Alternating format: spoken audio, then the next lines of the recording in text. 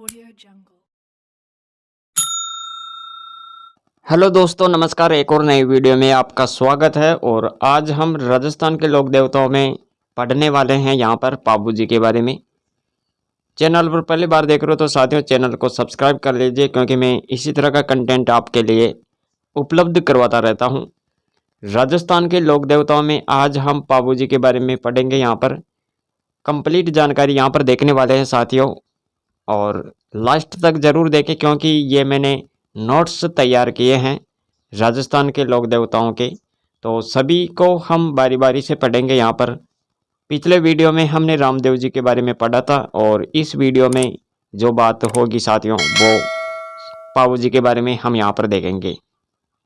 तो वीडियो को लास्ट तक देखिएगा और शुरू करते हैं। देखो, सबसे पहले अपन बात करें यहाँ पर किसके बारे में, पाबू जी के बारे में। तो पाबू जी का जन्म कहाँ पर हुआ था, कब हुआ था, इसको लेकर यहाँ पर आपको ये ध्यान रखना पड़ेगा कि पाबू जी का जन्म जो हुआ था वो कहाँ पर हुआ था। कोलमंड फलोदी में इनका जन्म हुआ था साथियों। और कब हुआ था, तो 1239 ईस्वी याद रखें यहाँ पर, या फिर विक्रम संवत आपको याद रखना है 1296। विक्रम संवत 1296 याद रखें यहाँ पर। चैत्र अमावस्या को कोलमंड फलोदी में पाबू जी का जन्म हुआ। और इनके माता पिता कौन है, तो यहाँ पर भी आप माता पिता का नाम याद रख सकते हैं। माता पिता है धांधल जी राठौड़ और कमला इनकी माता है। ये आपको यहाँ पर देखना है साथियों। देखो, इनकी शादी की बात करें तो यहाँ पर देखो शादी किससे हुई थी, तो यहाँ पर आपको एक नाम याद रखना पड़ेगा, सुप्यार फूलम की। सुप्यार फूलम दे आपको याद रखना है। यहाँ पर अमरकोट के सोडा की पुत्री थी ये, इनके साथ इनकी शादी हुई थी साथियों।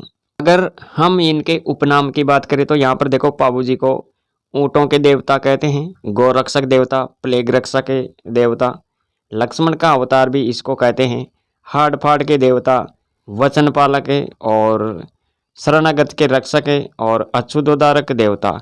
ये इनके सभी क्या है, उपनाम है साथियों। ये पाबू जी के उपनाम है जो आपको यहाँ पर याद रखने पड़ेंगे। अब देखो, यहाँ पर महत्वपूर्ण जानकारी एक और आप यहाँ पर देखें। देखो, पाबू जी की जन्म को लेकर यहाँ पर आसिया मोड़ जी और नैणसी क्या कहते हैं। आसिया मोड़ जी और नैणसी के अनुसार पाबू जी का जन्म जोधपुर के जूना गांव में हुआ था, ये इनके अनुसार बताया जाता है।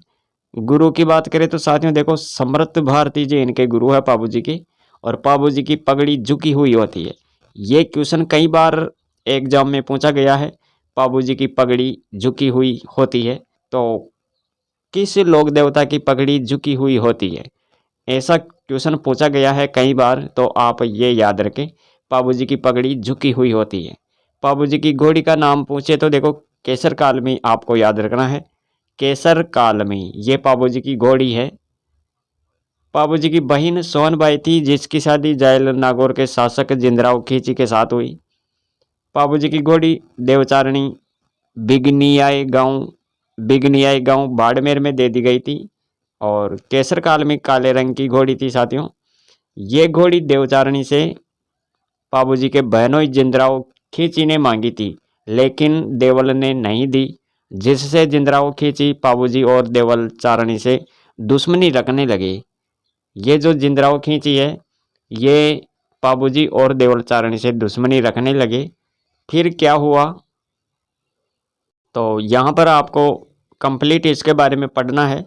जिंदराव खींची ने घोड़ी मांगी थी, लेकिन देवल ने मना कर दिया, जिससे जिंदराव खींची और पाबू जी और देवल चारणी के बीच में इनकी दुश्मनी रहने लगी। देवल चारणी ने पाबू जी को घोड़ी देते समय अपनी गायों की रक्षा का वचन मांगा, तो पाबू जी ने वचन दिया था।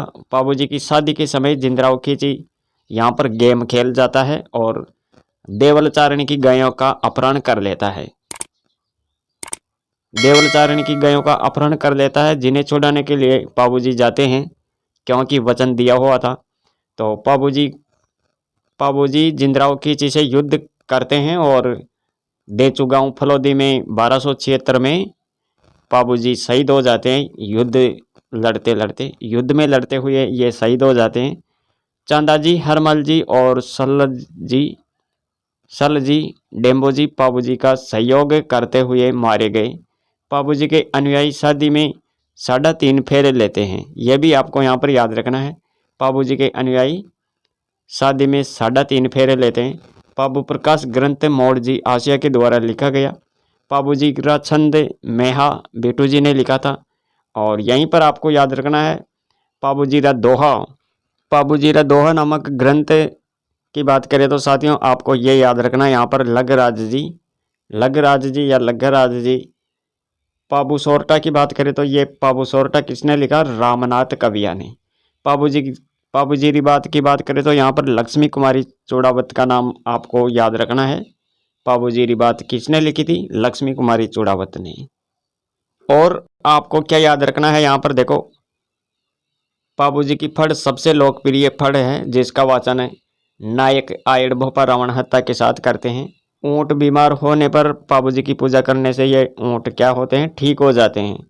ऊँट पालक जाति की बात करें तो यहाँ पर राय का रेबारी आपको याद रखना है।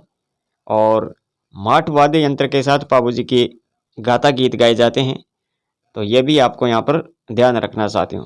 मेला की बात करें तो देखो पाबूजी का मेला लगता है चैत्र अमावस्या को। थोरी जाति के लोग सारंगी वाद्य यंत्र बजाते हैं और पाबूजी का यश गाते हैं।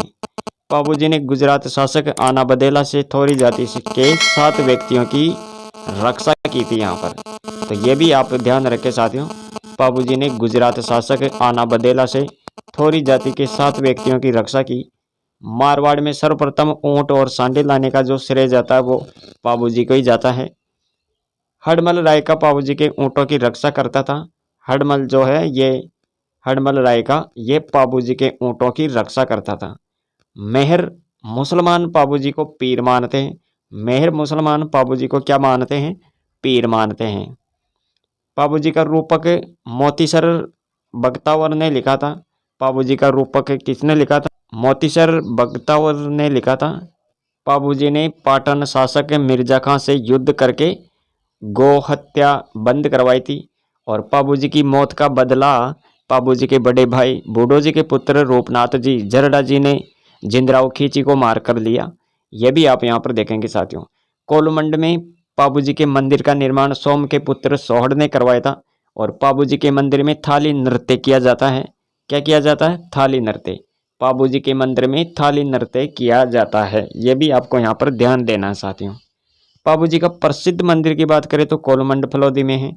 अन्य मंदिर आहड़ उदयपुर और भील इन्हें अपना आराध्य देवता मानते हैं। भील इन्हें क्या मानते हैं? अपना आराध्य देवता मानते हैं पाबूजी को। तो ये था महत्वपूर्ण फैक्ट जो हमने यहाँ पर बताया आपको। ये कंप्लीट नोट्स आप यहाँ पर रिवीजन के हिसाब से इस क्लास को देख सकते हैं। अगर वीडियो पसंद आया है तो वीडियो को लाइक कर दीजिए और चैनल पर पहली बार देख रहे हो तो चैनल को सब्सक्राइब करें। मिलेंगे एक और नई जानकारी के साथ, तब तक जय हिंद, वंदे मातरम। Thanks for watching.